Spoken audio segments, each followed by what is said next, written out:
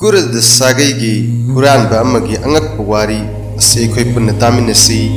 Kurd Haibasi Sagay Amagi Mamingni Sagay Asida Maming Chatlava Daku Ama Lerami Mahagna Masagi Tudok Ama Asum Lirami Aina Noma Aigalloina Kangbu Amaga Lutta Wachalame Mafam Mamada Famlingaida Ikoina Uki Kurma Bambi Ahum Hori Madugi Manung Degi Pambi ani amadi mahi pali aduga amadi kangle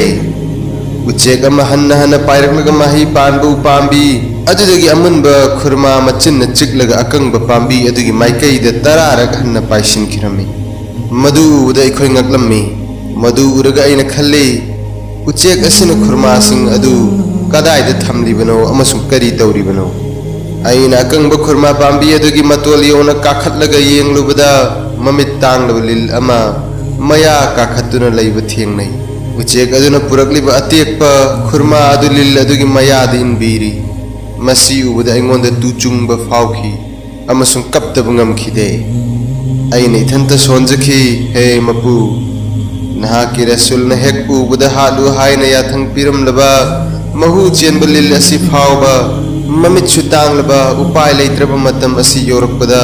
Mahaki machinjag hulhannabagidamukta nahang uchek amabu sebaroi oina thambiri aduga aibuna nangi banda kalima tauhid ku yaba mi amo oirga miyam gi lutpat taunanaba thambirabra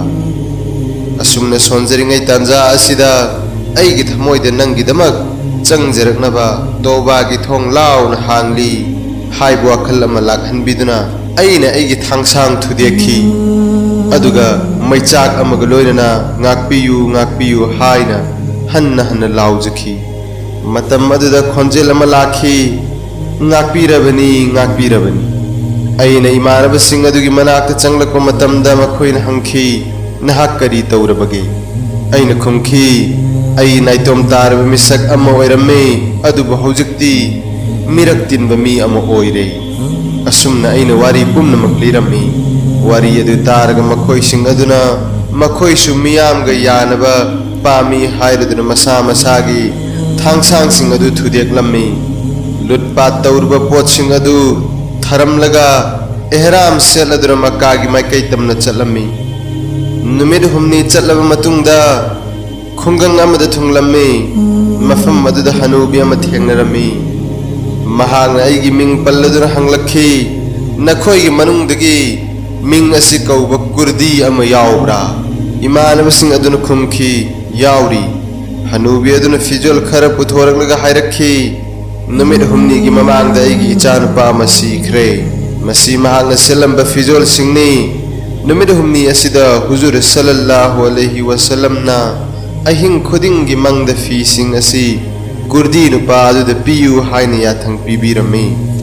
Kurdi aduna fi sing adu lawsillaba matungda makhoina yennaraga selammi wari asida maru oina achoba pautakani yauri hanbada mamit tanglaba lil amabu Allah gi maikaidagi machinjak pijahanba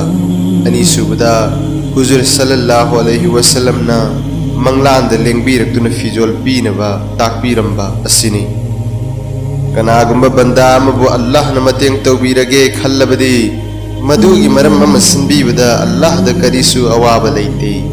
maramdi lairba amasung inakhunbagi pambai khudingmak mahagna sembani thamoi sengna toba tawbagi barkattagi Allah gi rasul sallallahu alaihi wasallam na fijol khudol tambiba haiba asimak chawthokchaningaini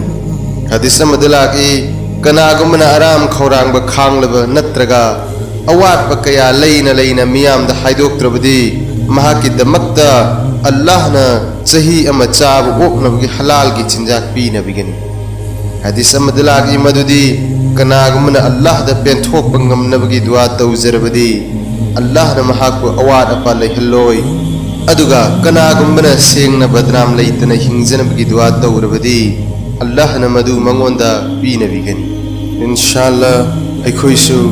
aikoina faddaba thabak kaya tawkhibasing adu toba tawraga Allah amasung haki nungsiba rasul sallallahu alaihi wasallam gi apambada punsi len bangamnaba kan honasi Allah taala na ngamhanbiru su oisha